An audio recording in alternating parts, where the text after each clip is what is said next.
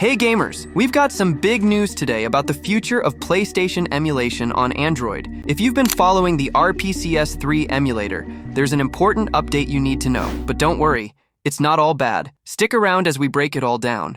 And later, I'll guide you on how to set up the new RPCSX Android. Let's get started. First, the sad news. The popular RPCS3 Android project has officially been discontinued. Developer RPCS3, a major contributor to both RPCS3 and RPCSX, recently announced on Discord that the RPCS3 Android version will no longer be in development. But before you get too disappointed, there's actually a silver lining. So what's happening? RPCS3, which emulates PS3 games, is merging with RPCSX, the emulator that focuses on PS4 and is even starting to boot some PS5 games. This means one thing. RPCSX will now support emulation for PS3, PS4, and PS5. That's right, one emulator for all three generations. This is a huge leap forward. Now here's the good part. RPCS3 Android isn't actually dying. It's being rebranded as RPCSX Android UI. This means that while the RPCS3 branding will no longer exist on mobile, the project itself will continue under a new name. The transition is a step in the right direction, ensuring better support and new features for Android users. Now let's get you set up with RPCSX Android UI so you can keep playing your favorite games. Before you begin,